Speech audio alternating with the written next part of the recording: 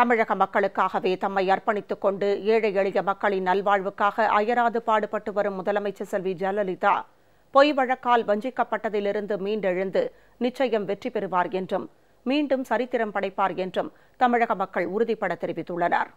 தமிழக மக்களுக்காக தன்னையே அர்ப்பணித்துக் கொண்டு ஏழை எளிய நடுத்தர மக்கள் என அனைத்து தரப்பினரின் வாழ்வாதார மேம்பாட்டுக்காக அல்லும் பகலும் அயராது உழைத்துக் கொண்டிருக்கும் முதலமைச்சர் செல்வி ஜெயலலிதா கிராமப்புற மக்களின் ஏழ்மையை விரட்ட பல்வேறு முன்னோடி திட்டங்களை செயல்படுத்தி வருகிறார். விலையில்லா அரிசி, கறவை மாடுகள், விலையில்லா ஆடுகள், முதியோர் ஓய்வூதியம், பசுமை வீடுகள் என செயல்படுத்தி வரும் அடுக்கடுக்கான திட்டங்களின் பயனாக தமிழகத்திலிருந்து ஏழ்மை, பசி, பட்டினி போன்றவை விரட்டியடிக்கப்பட்டன. முதலமைச்சர் செல்வி ஜெயலலிதா வழங்கிய விலையில்லா மிக்சி, கிரைண்டர், மின்விசிறி உள்ளிட்ட நலத்திட்ட உதவிகள் இல்லத்தரசிகளின் வேலை பளுவை குறைத்து அவர்களின் ஆக்கப்பூர்வமான செயல்பாடுகளை ஊக்குவித்தது. இதனைத் தொடர்ந்து சுய உதவி குழுக்கள் மூலம் நிதி ஆதாரத்தையும் அதன் மூலம் அதிகாரத்தையும் பெற்ற பெண்கள் பல்வேறு துறைகளிலும் முன்னேறி வருகின்றனர். கிராமப்புற மக்களுக்கு பசுமை வீடுகள் திட்டம், நகர்ப்புற ஏழை எளிய மக்களுக்கான சிறப்பு வீடு கட்டும் திட்டம் ஆகியவற்றின் மூலம் மக்களின் அடிப்படை தேவையை முதலமைச்சர் செல்வி ஜெயலலிதா வெற்றிகரமாக நிறைவேற்றி வருகிறார்.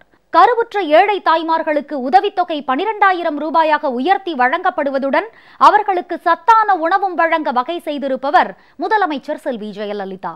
குழந்தைகளின் உடல் வளர்ச்சி, மனநல வளர்ச்சி ஆகியவற்றை மேம்படுத்த அங்கன்வாடி முதற்கொண்டு குழந்தைகளின் ஆரோக்கியத்தை கவனத்தில் கொண்டு அவர்களுக்கு விதவிதமான ருசியான சத்தான உணவையும் உடைகள் மற்றும் விளையாட்டுப் பொருட்களையும் வழங்கி வருகிறார் முதலமைச்சர். ஆரம்ப பள்ளி, உயர்நிலைப் பள்ளி, மேல்நிலைப் பள்ளி என அரசு பள்ளிகள் மற்றும் அரசு உதவி பெறும் பள்ளிகளில் பயிலும் மாணவ மாணவிகளுக்கு விலையில்லா பாடப்புத்தகம், நோட்டு புத்தகம், புத்தகப்பை, சீருடை, மிதிவண்டி, மடிக்கணினி என அவர்களின் கல்வி தேவைகள் அனைத்தையும் நிறைவேற்றி வரும் நாட்டின் ஒரே முதலமைச்சர் செல்வி ஜெயலலிதா தான். மக்களின் சுகாதாரத்தை மேம்படுத்த முதலமைச்சரின் விரிவான மருத்துவ காப்பீட்டு திட்டத்தை ஏற்படுத்தியதன் மூலம் பல்லாயிரக்கணக்கான மக்கள் பயன்பெற்று வருகின்றனர்.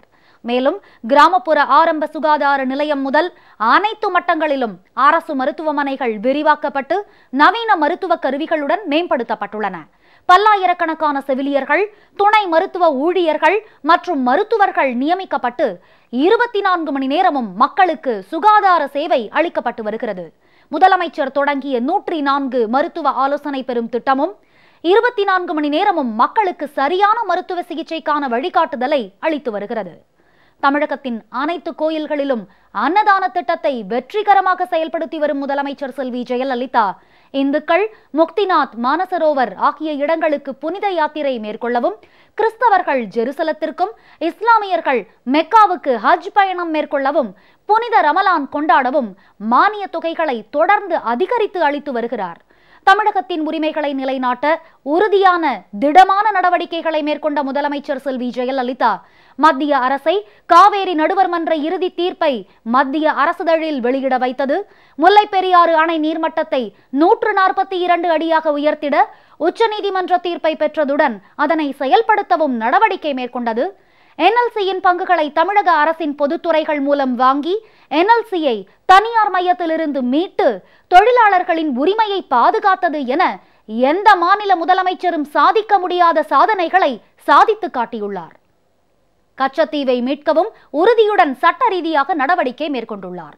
மீனவர்களின் நலன் காக்க மீன்பிடி தடைக்கால உதவித்தொகையை உயர்த்தி வழங்கியதுடன் தமிழக மீனவர்கள் இலங்கை உட்பட வெளிநாடுகளில் சிறைப்பிடிக்கப்பட்டாலும் இன்னலுக்கு ஆளானாலும் முதலமைச்சர் செல்வி ஜெயலலிதா உடனடியாக நடவடிக்கை மேற்கொண்டு மீனவர்களை காப்பாற்றி வருகிறார்.